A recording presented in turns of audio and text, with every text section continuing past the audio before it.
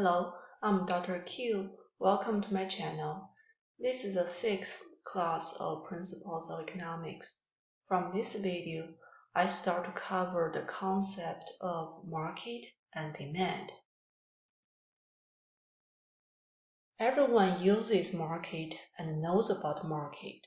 There are supermarket, real estate market, stock market, online market. There are traditional local market like a farmer's market and yard sale. There are national market like the real estate market in the United States. There are international market like a stock market. Market is an arrangement for potential buyers and sellers to interact with one another and finish potential transactions. And the market price is discovered during the interactions between buyers and sellers. You may say, hey, what you described only take place in traditional market, like a farmer's market or a yard sale. You want to buy a couch at a yard sale, the owners want $100 for it. You counter $50, the owner says, how about $80? You say, how about give me the couch and the end table at $80? The owner says, okay. During the process, as a buyer, you want to push the price as low as possible, while the seller wants the opposite. Eventually, you meet in the middle and finish the transaction. Nowadays, we barely interact with the owner or producer of the goods or services. We go to a grocery store, grab the things we need, and check out. There is no negotiation or interaction. You don't grab the staff working in the supermarket and say, hey, your filet mignon is too expensive. How about give me 20% off? Nobody does that. If you think the filet mignon is too expensive, you simply don't buy, just find an alternative that is a better deal. You probably are an average consumer, which means plenty of other people think the filet mignon is too pricey and choose not to buy. This will send a signal to the seller. There are a lot of filet mignon piled there and sold. It's overpriced. The grocery store realizes and probably will adjust the price. That's how sellers and buyers interact and figure out the right price. It's also true for transactions online. As a buyer, you collect information about the price, reviews, description of product specifications, and decide to buy or not. And the seller receives the feedback from consumers and decide to adjust the price or the way of selling accordingly.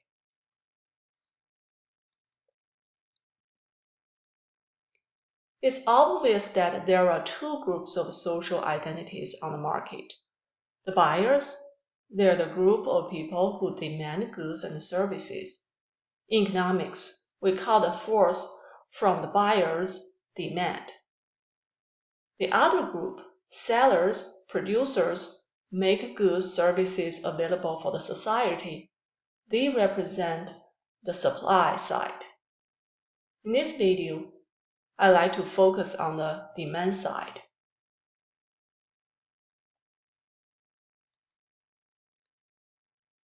In order to derive the demand curve, I'm here to use a classroom game for developing market demand designed by Dr. Cynthia Hill at Idaho State University. This game is openly accessible at her website. Let's imagine that we have a mini store in our classroom with 4 types of goods to buy: cans of Coke, Snickers bars, Twinkies, and cartons of milk. Now you have $5 and only $5 to spend.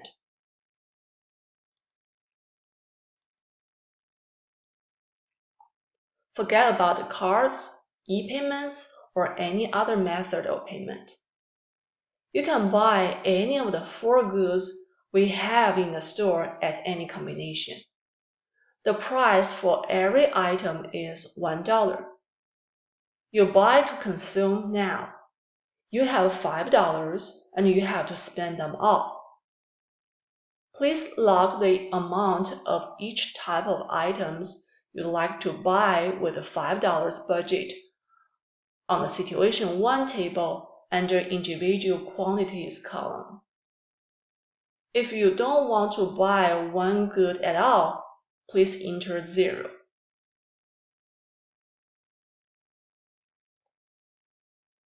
Alright, let me say this.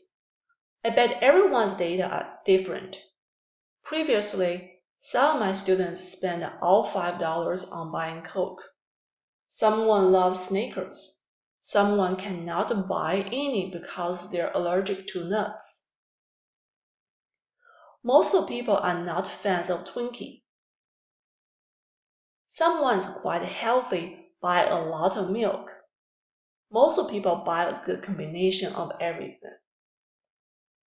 I'm here to share my data. I like 2 cans of Coke, 2 Snickers, no Twinkie, and 1 carton of milk. Yours is probably different from mine, but as long as you spend all $5 on the 4 types of goods, you're good. Now imagine you consumed all the products you bought, and several weeks later, a brand new day means what happened in Situation 1 does not influence our decisions now at all. We start with a clean slate. There's a peanut production catastrophe, results in the price of Snickers bars to increase to $2, and the prices of all other goods remain unchanged. You have $5. Please log the amount of items you like to buy on the table of Situation 2 under Individual Quantities. Please note that only price of Snickers doubles while the price of everything else stays unchanged at $1. You're buying to consume. Spend all $5.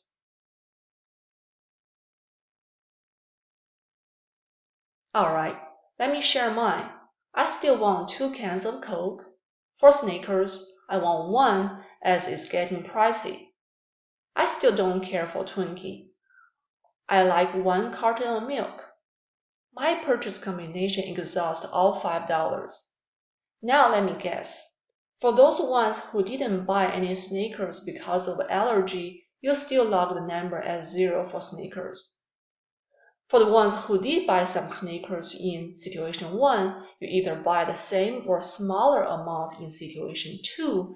If you just love Snickers, you may sacrifice the purchase of other items to get the same amount of Snickers, but the number in Situation 2 shouldn't be larger than the one in Situation 1.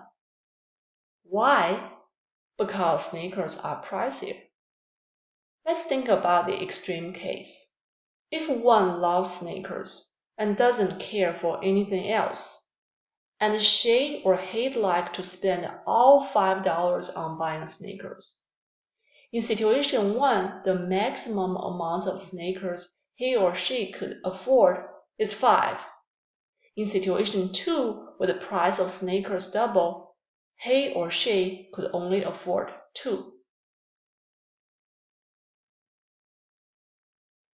Now let's focus on Snickers. Let's write down the price and the individual quantity combination for Situation 1. Mine is price 1 is $1, quantity 1 is 2. And for Situation 2, mine is price level is $2 and the quantity for Snickers is 1. I plot the 2 combinations on a 2-dimensional axis set, price on vertical axis and quantity on horizontal axis, following the economics convention as I covered in video 3. Between the 2 points, income $5 does not change. Prices for Coke, Twinkie, or milk do not change either. The only factor that changes is the price of Snickers. Now, if we draw a smooth line linking the 2 points, we got our demand curve. Any point on the line represents a price or quantity combination for Snickers. Actually, at each price level, there is a unique corresponding quantity demanded by me for Snickers. This line is called my individual demand curve or schedule for Snickers when my budget is $5. Let me summarize the definition for demand. Demand curve illustrates that at a given price, there is an amount or quantity consumers are willing and able to buy, assuming any other influencing factors such as income, prices of other goods unchanged. We give the amount or quantity consumers are willing to buy an economic name. It is called quantity demanded. We use capital Q subscription D as the abbreviation as we're discussing the consumer's demand side of transactions. So demand curve illustrates a relationship between price and the quantity demanded. The demand curve is actually composed by unlimited price quantity combinations. Each dot here represents a combination. We can collect more observations, although there are 2 of them now with the situation 1 and 2. Now, observe the demand curve. Apparently, it's downward sloping. Other things equal, if price decreases, quantity demanded increases, and as the price increases, quantity demanded decreases. It shows an inverse relationship between price and quantity demanded. This is called law of demand. The question is, why? You may say, well, this is obvious. Nobody likes things getting expensive. When products or services become pricey, it prevents people from getting as many because they are not as affordable anymore. On the other hand, when products become cheaper with a given amount of income, people can afford more and therefore purchase more. In sum, price acts as an obstacle to buyers. The other explanation can be subtle. Remember the law of diminishing marginal utility in video 2, marginal analysis?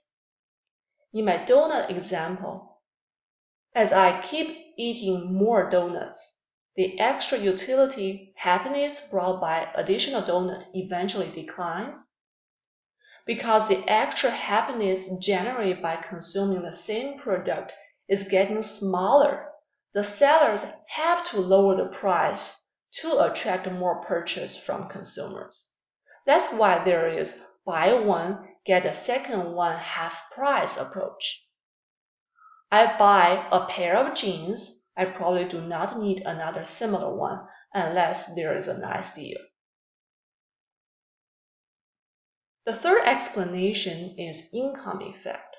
What's the meaning of income effect? The income effect occurs as the purchasing power of money income changes as the price of goods or services changes. If price decreases, it increases the purchasing power of the same amount of money, which means you can purchase more of a good without sacrificing the consumption of the others. Imagine in situation 1 if the price of Snickers decreases to, say, 50 cents. If you keep the consumption of all other items unchanged, you are able to buy twice as much of the Snickers as you do before. On the other hand, if the price of Snickers increases to $3, If you keep the purchase of other items unchanged, you may not be able to afford any sneakers. Again, the price and the purchase move to the opposite direction, law of demand. The fourth explanation is the substitution effect. When price of a product increases, consumers probably will switch to a cheaper alternative if they can find one. When sneakers getting pricey, if substitutes are available, such as Kit Kat, people will switch. On the other hand, if the price of a product decreases, for example, Coca-Cola is getting cheaper, some people who used to buy Pepsi will switch on to buying Coca-Cola. Again, the price and the purchase move to the opposite direction, law of demand. Now let's move on to situation 3. We're now at another brand new day. Any previous purchase or consumption does not influence our current decision. Now, there is no more peanut production catastrophe. Price of Snicker bars goes back to $1. Further, the university donor has offered more money to support our experiment. Each of us now has a budget of $8 to spend. Now, please log your purchase in the Situation 3 table under Individual Quantities column. We're buying to consume. Spend all $8.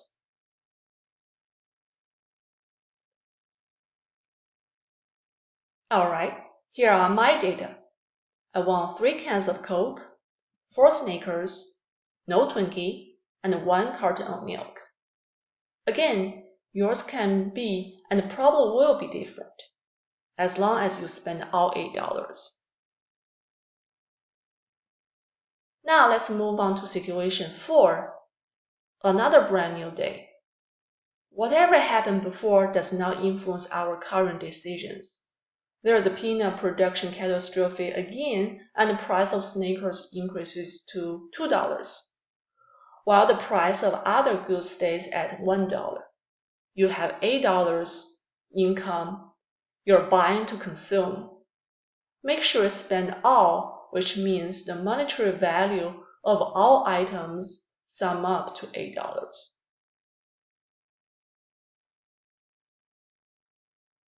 Alright, I'm here to share mine. I want 3 cans of Coke, costs $3. 2 Snickers at $2 each, cost $4. No Twinkie. 1 carton of milk costs $1. This combination exhausts all $8. Again, we focus on the Snickers. Situation 3 provides us the price and quantity combinations for Snickers at price equal to $1, quantity is 4. Situation 4 gives us a combination of price equals $2, quantity of 2. I'm here to plot the combinations of the two-dimensional axis set. Link the two combinations with a smooth line, we get another demand curve. It is my individual demand curve for Snickers when my income is $8. Let's compare the two curves. The similarity is that they are both downward sloping because the law of demand. The difference is that the $8 one is to the right of the $5 one.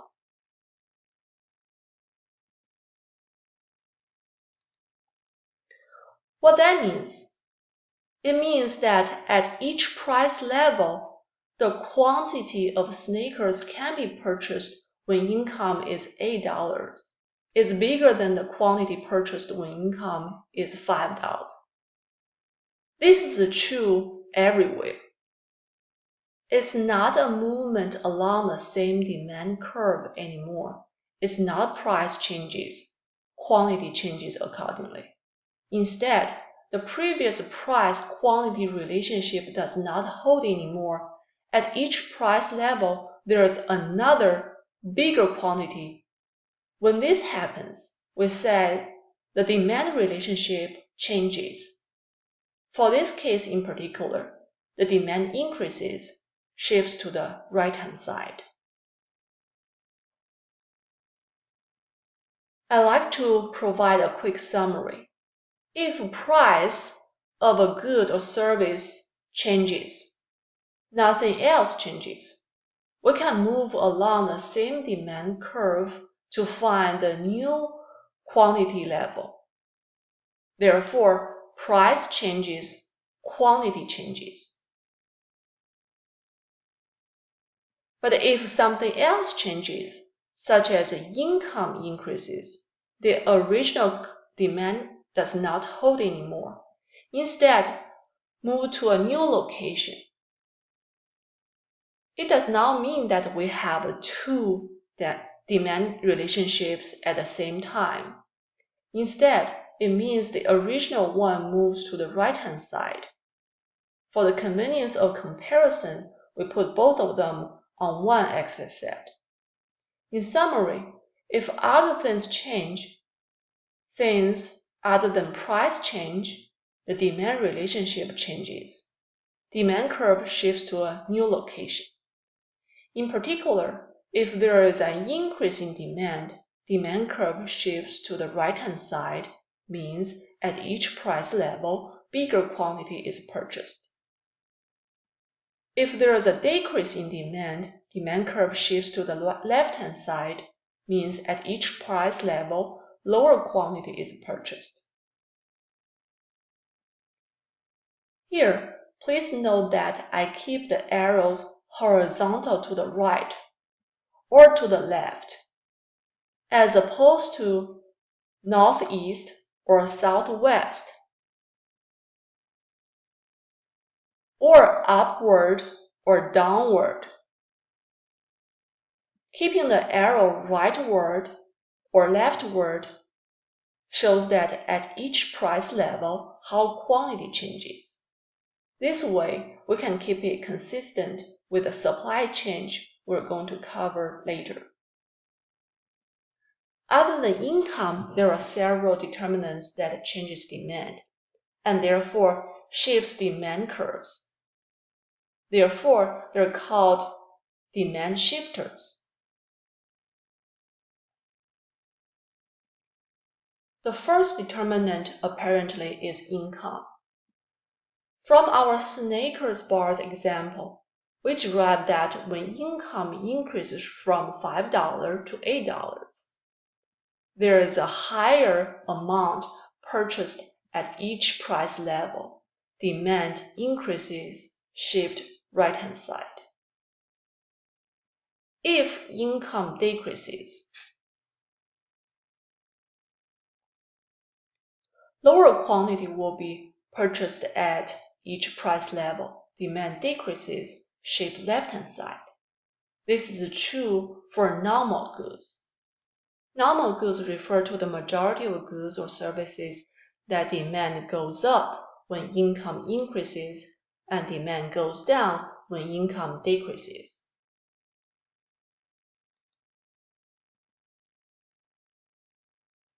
But there are another group of goods whose demand and income move to the opposite direction. They are called inferior goods. Let's look at two groups of goods or services on the table. The ones on top are pretty much the cheap substitutes for the ones that are more desirable at the bottom.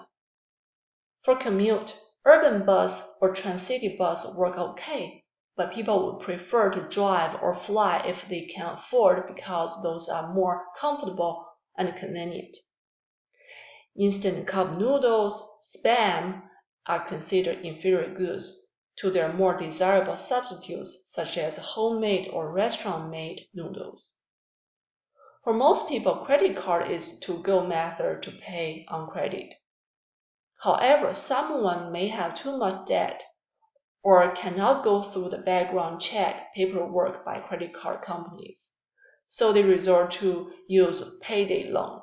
which is a short-term borrowing method where interest rate is higher and linked with the borrower's payroll system, so that lenders will get a portion of money or principal back at each of borrower's paycheck. Used cars are inferior to new cars. On-label generic foodstuff necessities are inferior to the brand name ones. When one's income increases, people will switch from purchasing cheap, inferior goods to nicer, better normal substitutes. Demand for inferior goods declines as they may not fall into the purchasing consideration anymore when people's income increases. However, when income decreases, people can now live above their means, have to adjust their purchasing behavior, and switch from fancy nice things onto affordable substitutes. Therefore, for inferior goods, when income decreases, demand increases, and demand decreases when income increases.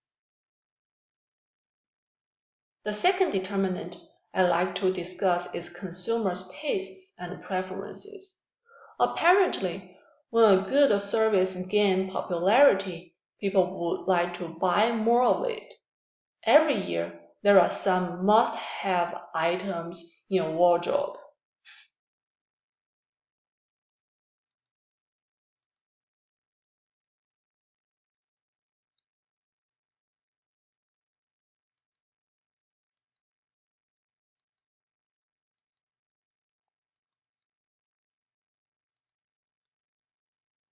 Every year, there are new most wanted Christmas gifts.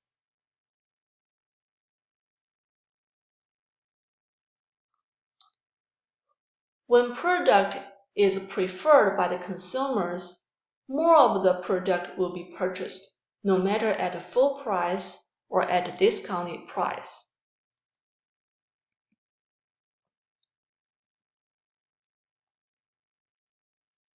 Demand increases, shifts right-hand side.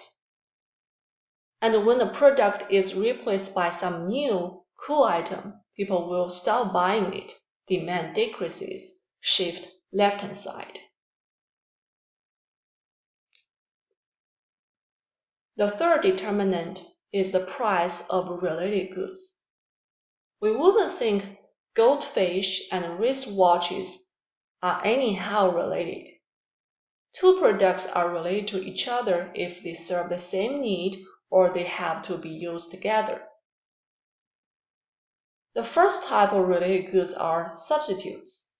Consumers in general don't mind replacing one with the other, such as Coca-Cola and Pepsi, McDonald's and Burger King, Colgate and Crest toothpaste, butter and margarine, Kindle and books printed on paper, Zyrtec and generic allergy relief medicine, ham and turkey breast for lunch meat, etc. Let's focus on the demand for Coca-Cola. If price of its substitute, Pepsi, increases, quantity purchased for Pepsi decreases. People instead will switch on to purchasing more affordable Coca-Cola. The quantity purchased for Coca-Cola will increase at each price level, no matter it's in bigger container or individual cans. So demand for Coca-Cola increases, shifts right-hand side. On the other hand, if price of substitute decreases, demand for the good decreases. Demand shifts left-hand side. The next type of related goods are complementary goods. Hot dog wieners and hot dog buns, fuel cards and gasoline, computers and software, suit and leather shoes, movies and popcorn, French fries and ketchup. Those are pairs of complementary goods, as each pair better serves our need together.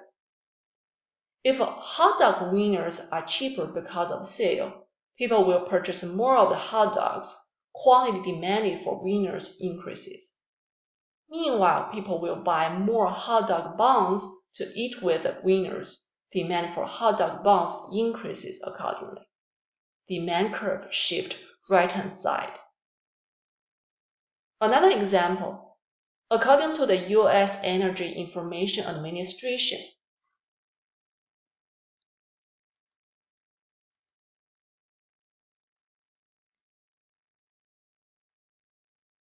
around 2008, the national gas price skyrocketed.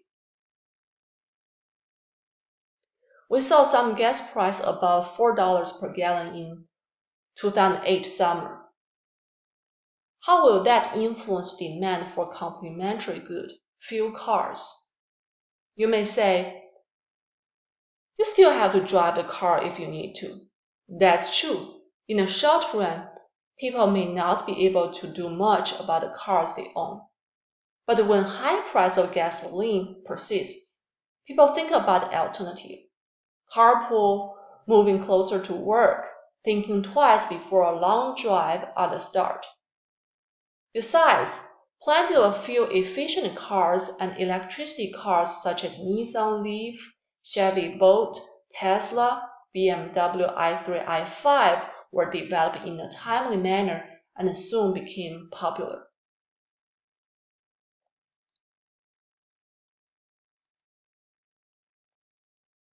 Demand for fuel cars decreases because of a higher price for gasoline. Demand for electricity car or hybrid car increases accordingly. The fourth determinant is consumers' expectation, including the expectation about the future price of the product and the expectation for future income. Please note that we're talking about the price change in future, not now. If the price of product changes now, we move along the same demand curve from a point to another. Demand relationship does not change, quantity demanded changes. But we're saying price for the product of interest does not change now. You simply receive the information that price changes in future, next week, next quarter, next year, etc. How will that influence your current behavior? Give you an example. If you hear that the price of gasoline is likely to increase by 10% next week, what would you do now? Well, if you have a car, you probably want to drive to gas station and top up your tank, if there is room. That is true no matter what current price of gasoline is at. Demand for gasoline increases now. On the other hand, if you know for a fact that price of gasoline goes down in a couple of days, you probably want to hold off getting gasoline now. Instead, you'll wait a few days to pay at a lower price. Your current purchase will be postponed no matter what the price of gasoline currently is. Demand for gas decreases now.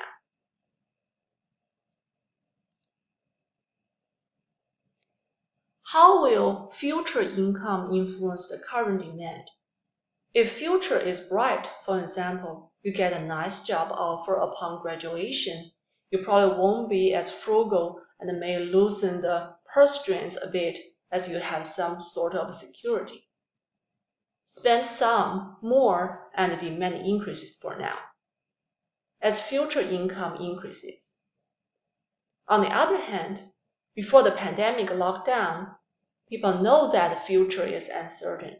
As businesses have to close to comply with the social distancing, people may lose their jobs. People will cut unnecessary spending to save up for that uncertainty, even when they still have a job. Demand for now decreases when future income declines. Here, income can be replaced by wealth, as income is not the only source for expenditure. People will spend more money if they know they're inheriting a big chunk of money or win lottery.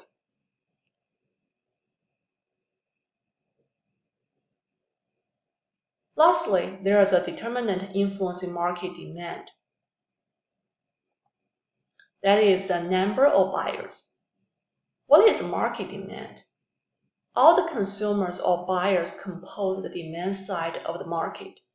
So how big the market demand is depends on how we're defining the market. For example, if we want to know the market demand for peaches on a particular farmer's market this Saturday, all the buyers purchasing peach at the market this Saturday should be included into consideration.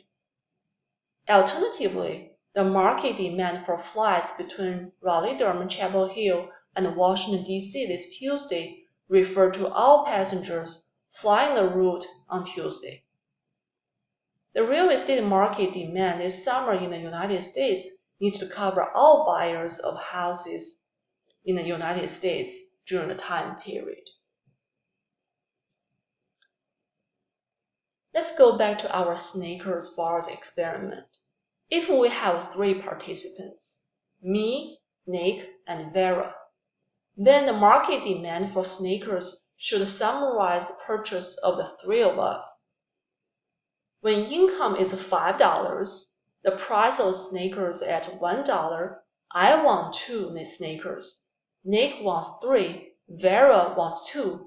In total, the 3 of us want 7. At price of $2, I want 1, Nick wants 2, Vera wants 2. In total, the 3 of us buy 5. That is how we derive a market demand curve.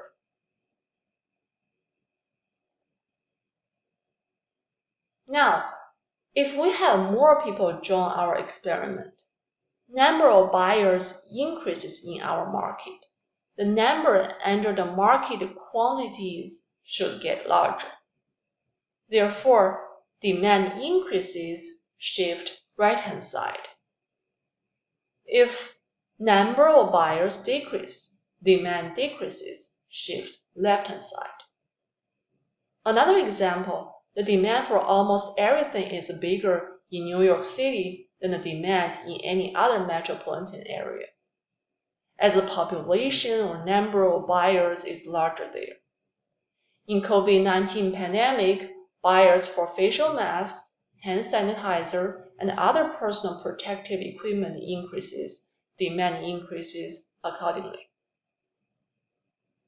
Now let's do a few practice. Pause and come back for answer. Alright, the quantity demanded change is the result of change in the price of the product. By definition. Next one, pause and come back.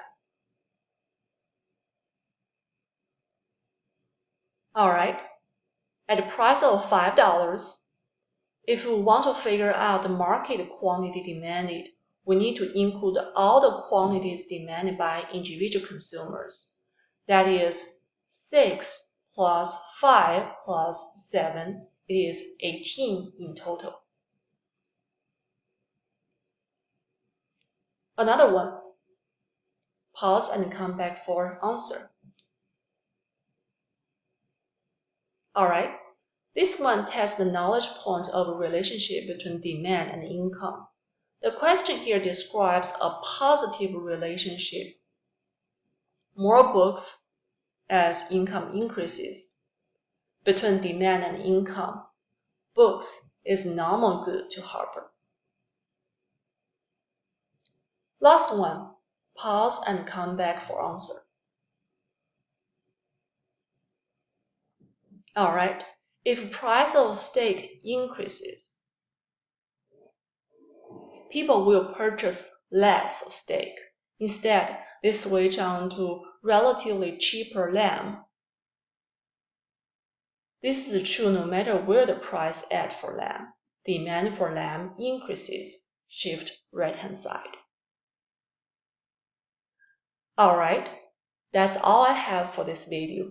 I'll talk about the supply in next one. Thank you for watching. Please like or share the video and subscribe my channel for more lectures in economics.